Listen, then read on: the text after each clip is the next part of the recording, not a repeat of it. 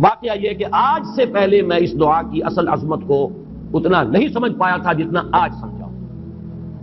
یہ جو عظیم دعا ہے جس میں اتنی لجاجت، اتنی ہیوملٹی حضور نے اختیار کی ہے جس سے آگا کا سوال نہیں۔ اللہم انی عبدک وابن عبدک وابن امتک، اے اللہ میں خود تیرا بندہ ہوں، میرا باپ بھی تیرا ادنا غلام، میری ماں تیری ادنا کنیز، فی قبضتک، میرا پورا وجود تیرے قبضہ قدرت میں ہے، تیرے ہی اختیار میں ہے، فی قبضتک ماض فی حکمک، میرے پورے وجود میں تیرا ہی حکم جاری و ساری ہے، عدل فی قضاؤک، اور جو فیصلہ بھی تو میرے بارے میں کرے، جو بھی کرے وہ عدل ہے، انصاف ہے، کہ ہر ساقی ماریخ غیر الطاف، ماض فی حکمک عدل فی قضاؤک، ناصیتی بیدک، میری پیشانی تیرے ہاتھ میں ہے، جدھر چاہے موڑ دے۔ یہ جو اپنی نفی ہے، نفی اس اعتبار سے بھی اپنی انانیت کی نفی، انی عبدک وابن عبدک وابن امتک، پھر اپنے وجود کی نفی، اپنی مرضی کی نفی، اپنے اختیار کی نفی، فی قبضتک ماض فی حکمک ناصیتی بیدک عدل فی قضاؤک۔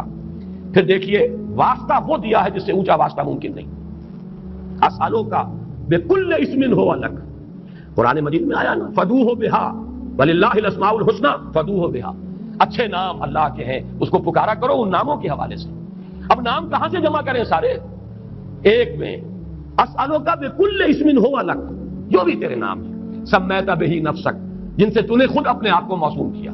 او علمتہ احدا من خلقک، یا تو نے اپنی مخلوق میں سے کسی کو وہ نام سکھایا، او انزلتہ فی کتابک، یا وہ نام تو نے اپنی کسی کتاب میں نازل کیا، اب استاثرت بہ فی مکنون الغیب عندک، یا اس کو تو نے خود اپنے خزانہ غیب میں محفوظ رکھا ہوا ہے۔ تیرے وہ نام بھی ہیں جو تو نے کسی کو ابھی سکھائے ہی نہیں، تو نے اپنی کتاب میں کسی میں نازل ہی نہیں کیے، وہ تو تیرے خاص خزانے کے اندر وہ ابھی در مکنون ہے، وہ ابھی تیرے پاس موجود ہے۔ یہ اس سے بڑا اب واسطہ کیا ہوگا؟ مانگا کیا ہے ذرا غور کیجیے، ان تجعل القرآن ربیع قلبی ونور صدری وجلاء حزنی وذہاب ہمی وغمی، استدعا میں یہ کر رہا ہوں پروردگار اس قرآن کو میرے دل کی بہار بنا دے، میرے دل کا نور بنا دے، نور صدری، ان تجعل القرآن ربیع قلبی، میرے دل کی بہار، ونور صدری، میرے سینے کا نور، وجلاء حزنی، یہ حزن جو جس سے کہ محمد دو چار ہے صلی اللہ علیہ وسلم، یہ وہ کیفیت جو ہے قبض کی، اس کو دور کرنے کا ذریعہ بنا دے اس قرآن کو، جلاء حزنی وذہاب ہمی وغمی، اور میرے ہموم، میرے تفکرات، میرے غموں کو دور کرنے کا ذریعہ بنا دے۔ یہ عظیم دعا آج سورۃ الضحیٰ پر غور و فکر کرتے ہوئے، ویسے تو میں تقریباً 30 برس سے اس دعا کا مبلغ ہوں، اس لیے کہ جب میں نے یہاں کام شروع کیا تھا لاہور میں، جو تقریریں کی تھی مسلمانوں پر قرآن مجید کے حقوق کے نام سے جو شائع شدہ ہیں، اس پمفلٹ کے آخر میں نے یہ دعا درج کی ہے۔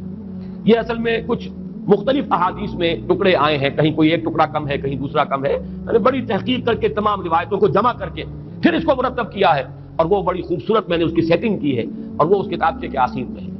اللہم انی عبدک وابن عبدک وابن امتک فی قبضتک ناصیتی بیدک ماض فی حکمک عدل فی قضاؤک، اسألک بکل اسم هو لک سمیت بہ نفسک او علمتہ احدا من خلقک او انزلتہ فی کتابک او استاثرت بہ فی مکنون الغیب عندک ان تجعل القرآن ربیع قلبی ونور صدری وجلاء حزنی وذہاب ہمی وغمی۔ یہ وہ کیفیت ہے، اور وہ قرآن جو اس کیفیت میں سب سے زیادہ پر تاثیر ہے وہ یہ قرآن ہے، ان دو صورتوں پر مشتمل قرآن،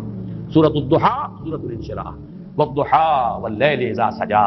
ما ودعک ربک وما قلی وللآخرۃ خیر لک من الاولی ولسوف یعطیک ربک فترضی الم یجدک یتیما فآوی ووجدک ضالا فہدی ووجدک عائلا